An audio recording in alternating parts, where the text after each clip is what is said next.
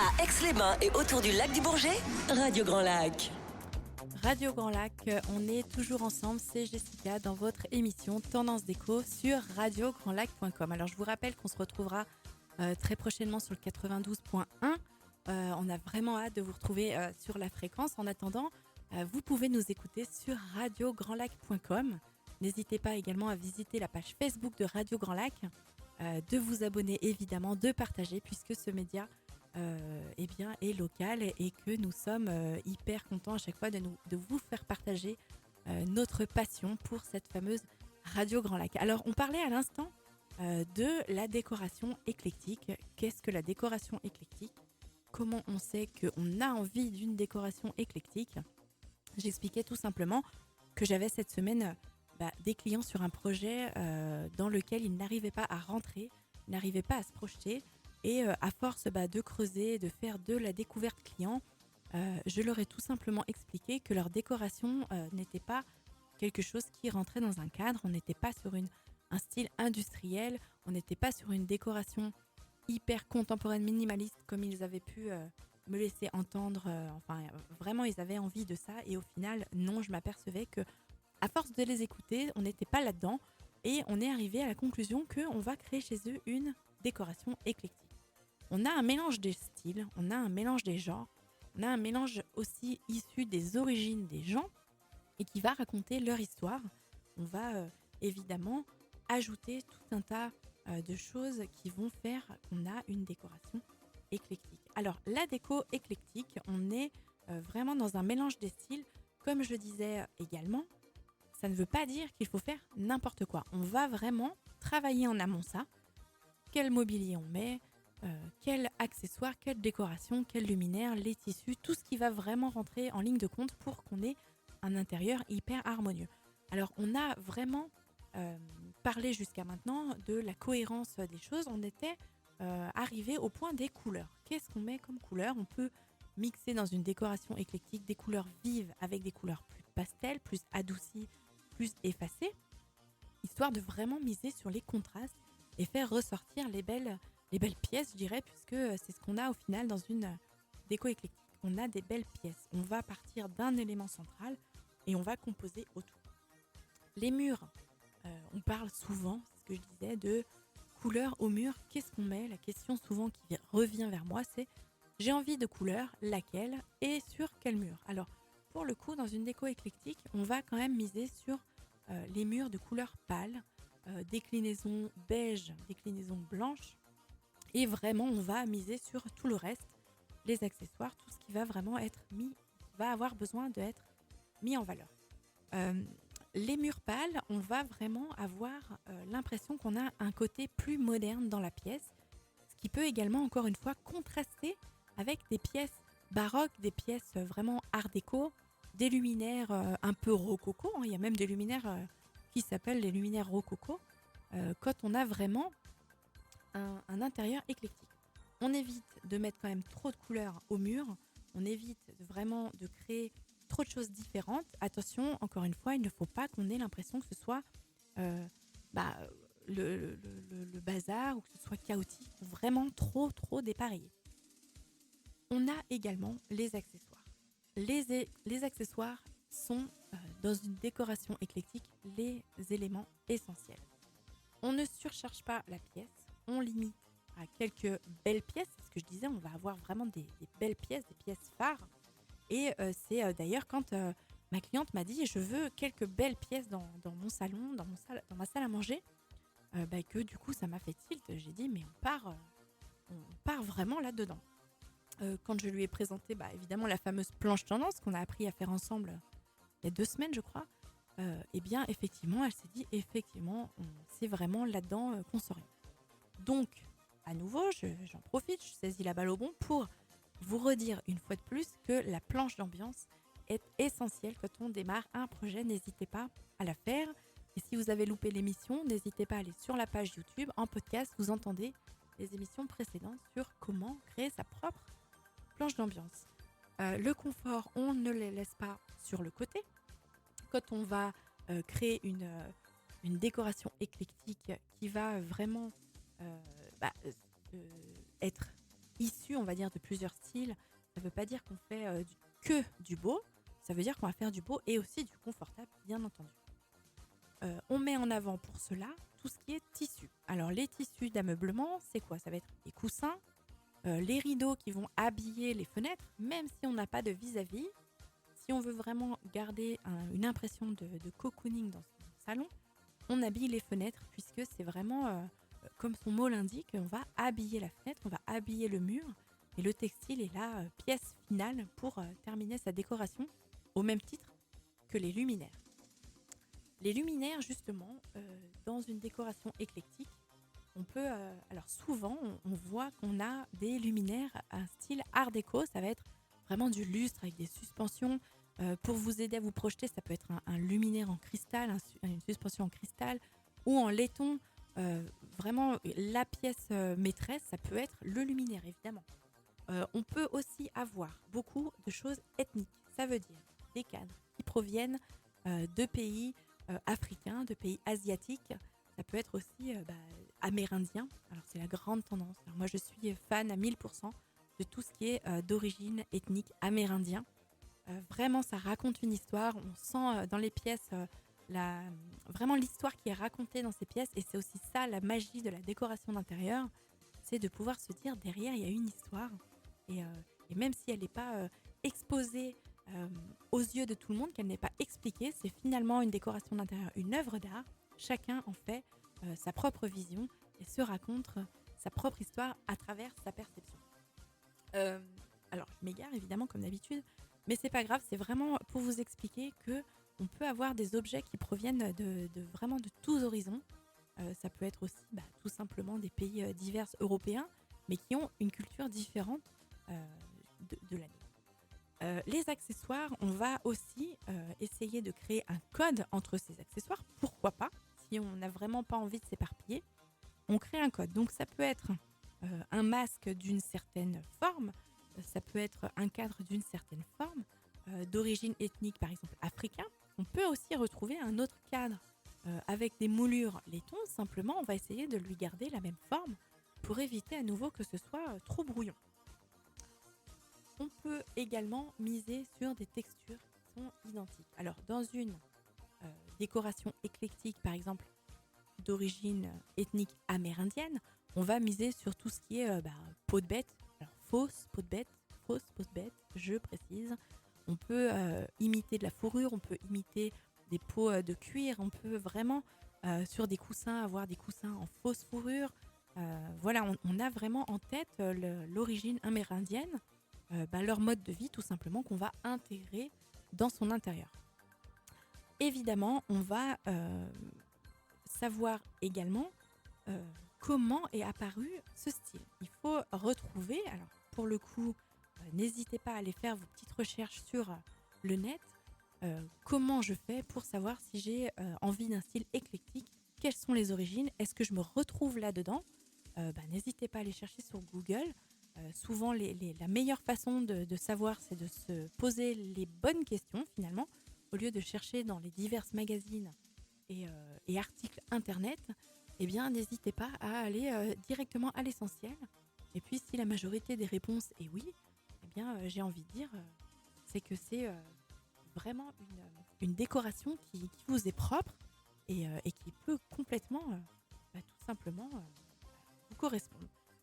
La décoration éclectique, on a vraiment aussi l'impression qu'elle est pour nous quand tout simplement on ne sait pas, c'est ce que je disais, on ne sait pas se retrouver. Et bien à ce moment-là, on cherche décoration éclectique. Est-ce pour moi? Qu'est-ce que je peux faire avec ce que j'ai? Ou au contraire, qu'est-ce que je peux faire avec ce que je n'ai pas? Qu'est-ce que j'aime? Est-ce que j'aime bien chiner dans les brocantes? Déjà, on a peut-être répondu à une grosse partie de la question. La question l'est vite répondue, comme on dit. Pour ma part, on va se faire une toute petite pause musicale dans quelques secondes et je vous récupère juste après pour savoir les 10 astuces pour créer une déco d'automne avec tout simplement des accessoires. À tout de suite. À Aix-les-Bains et autour du lac du Bourget, Radio Grand Lac.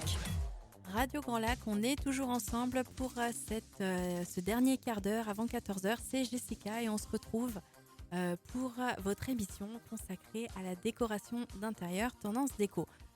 Sur radiograndlac.com, je vous expliquais aujourd'hui comment créer une décoration éclectique.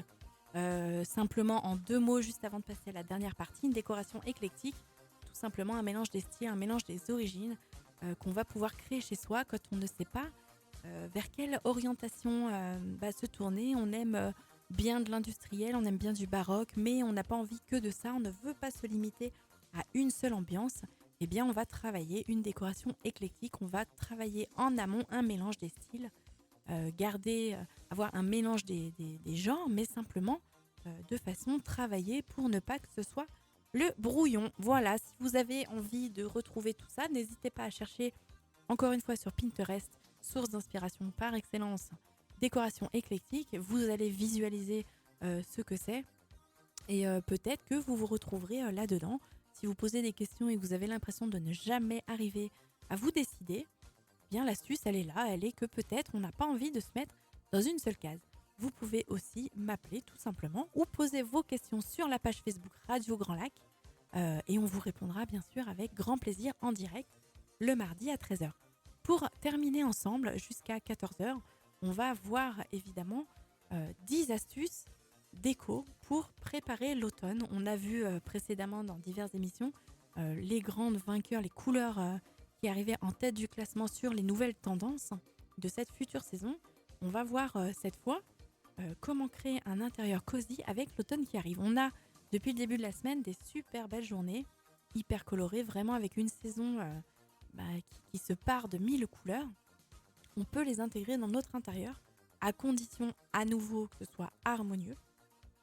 Comment on fait pour changer la saison dans notre intérieur, puisque évidemment intérieur étant vivant, on le fait tourner au gré de l'été, de l'hiver. On ne va pas mettre les mêmes tapis, les mêmes accessoires l'hiver quand il fait froid ou l'été quand il fait très chaud.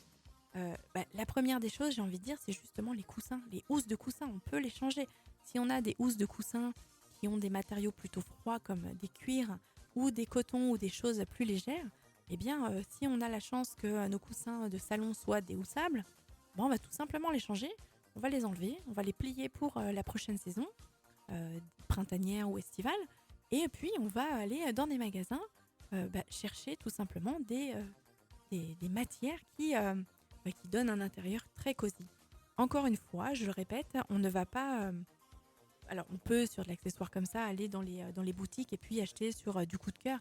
Mais attention, encore une fois, à respecter les codes de votre intérieur. Si vous avez un fil conducteur, respectez-le dans l'achat, même des tissus de coussins.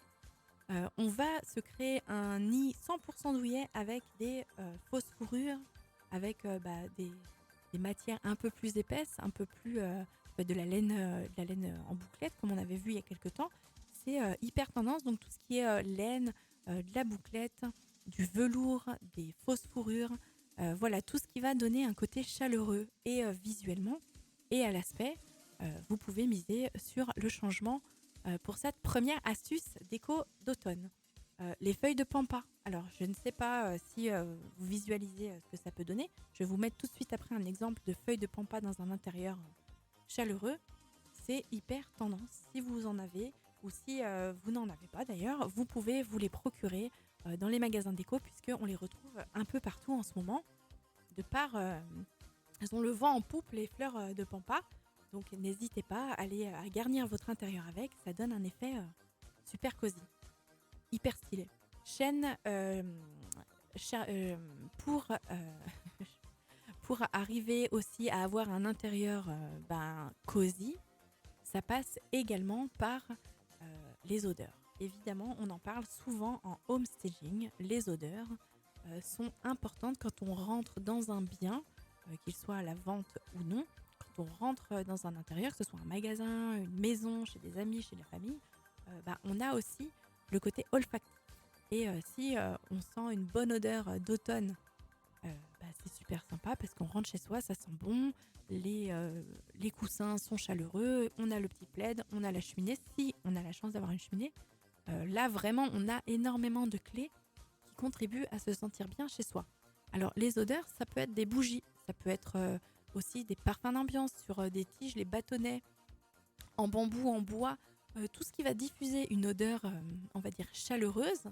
On va éviter tout ce qui est senteurs florales qui vont être vraiment plus en adéquation avec l'été, le printemps. Là, on va être vraiment plus dans des odeurs d'épices, des cannelles, des muscs, des choses comme ça. Là, pour le coup, on va partir dans un métier de parfumeur, mais en tout cas, tout ce qui est vraiment propre à l'automne, propre à l'hiver, voilà, tout ce qui va faire que vraiment on a une odeur cocooning. Les couleurs automnales, évidemment, c'est ce qu'on disait lors de la dernière émission. Les couleurs automnales, on va être dans des orangés, dans des terracottas, dans des bruns, dans des couleurs chaudes. Sur notre fameux cercle chromatique, on a les couleurs froides, les couleurs chaudes. Les couleurs d'automne, si vous voulez les intégrer dans votre intérieur, rien de plus simple, vous ouvrez la fenêtre, regardez la couleur des arbres et des montagnes. Là, pour le coup, on est servi. Et puis, vous vous inspirez tout simplement des couleurs que vous voyez à l'extérieur. Les plantes, elles ont toujours leur place en automne dans les intérieurs. Au contraire, c'est vraiment ce qui va donner aussi du peps, ce qui va venir équilibrer les couleurs vraiment ambrées, toutes les couleurs camel, les couleurs vraiment dans ces marronnés-là. On va venir équilibrer avec des plantes vertes. On peut transformer, on peut changer nos plantes d'été pour des plantes d'automne, mais gardez-les dans vos intérieurs, elles ont toujours leur place. Autre astuce déco pour se créer une ambiance d'automne, on va également créer des bouquets. On va également créer aussi des vases. On peut avoir des vases, alors c'est hyper tendance, des vases en bois, en verre, ça c'est très connu, mais des vases en bois, souvent en bambou. On peut du coup, de par la couleur du vase, accentuer sur des fleurs aux notes d'automne au niveau des couleurs. Vraiment, on aura quelque chose d'hyper chaleureux. On peut également faire une accumulation de petites panières en osier sur les côtés des canapés, dans les salons. On accumule les panières en osier et là vraiment on rajoute un matériau chaleureux pour créer à nouveau une ambiance hyper cocooning. L'odeur, je reviens sur les bougies, n'hésitez pas aussi. Alors je fais un petit clin d'œil à Sabrina, le jardin des senteurs.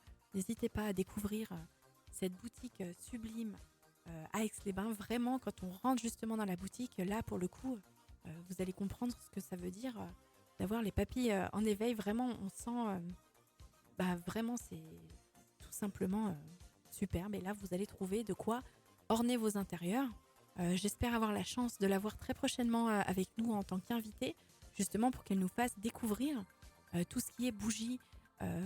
Vraiment, voilà, c'est une mine d'or. Moi, j'adore vraiment tout ce qu'elle fait. Voilà, j'espère que vous aurez très prochainement le plaisir de l'entendre. J'espère qu'elle nous écoute parce que cette fois, comme ça, elle n'aura plus le choix. Sabrina, si tu nous écoutes, oui, c'est toi qu'on attend à Radio Grand Lac.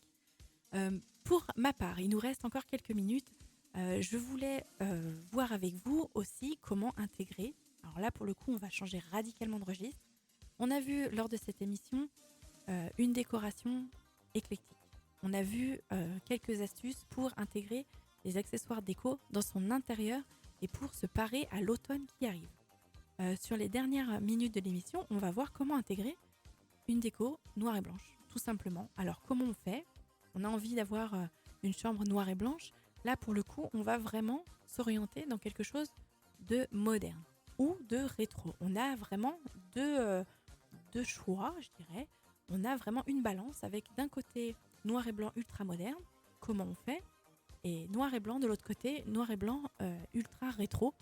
Pareil, comment on fait, comment on les intègre, est-ce qu'on ne met que du noir et blanc, en quelle proportion, est-ce qu'on met plus de noir, est-ce qu'on met plus de blanc, est-ce que surtout la première des questions qui vient à chaque fois pour coup sûr, c'est est-ce que je ne vais pas m'enlacer ?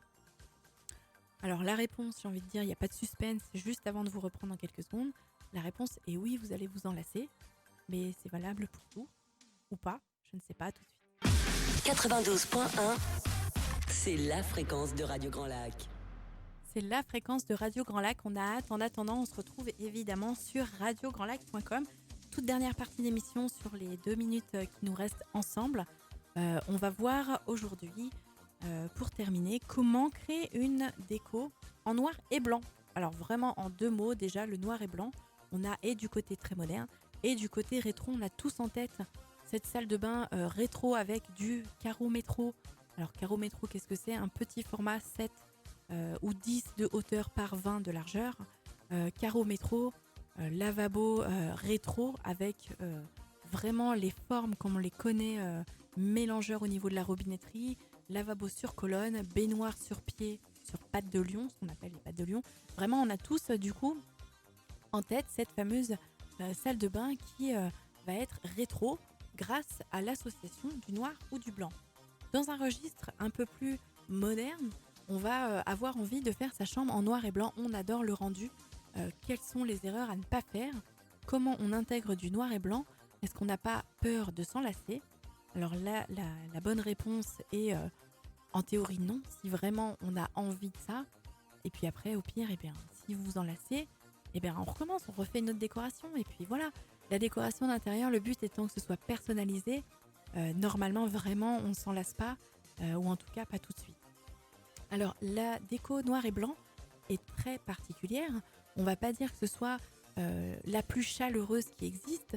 On va quand même pouvoir apporter des touches de chaleur. Alors, comment déjà apporter des touches de chaleur dans une déco noir et blanc?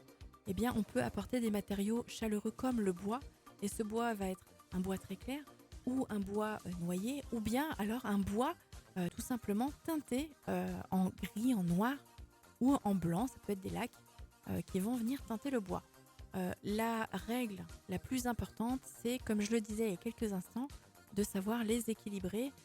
Ça veut dire quoi? Ça veut dire on ne va pas mettre autant de noir que de blanc.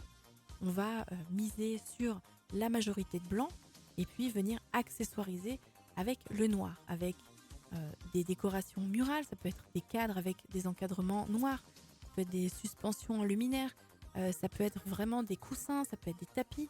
Vraiment, ça va être ponctuellement des touches de noir qui vont venir cadencer le fait qu'on a une décoration noire et blanche.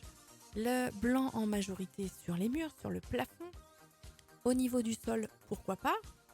Simplement, on va vraiment faire en sorte que le blanc soit majoritaire au risque d'éteindre la pièce et de lui donner vraiment trop...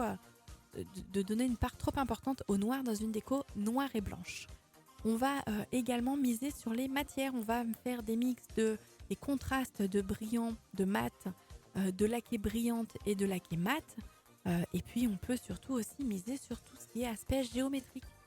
Des losanges, des carrés, triangles noir-blanc. On peut dénuancer tout cela sous forme de papier peint ou de peinture géométrique contre les murs. On évite en tout cas, si on veut être dans un total look noir et blanc, de rajouter une autre couleur qui viendrait visuellement éteindre tout cela. Pour aujourd'hui, j'espère que vous avez appris encore une fois plein de choses et notamment sur ce qu'est une décoration éclectique. Je vous invite à aller faire vos recherches sur Internet et voir peut-être que vous êtes enclin à avoir chez vous une décoration éclectique. Pour ma part, je vous souhaite une très bonne semaine. Je vous retrouve mardi prochain à 13h. Très bonne journée, très bonne semaine.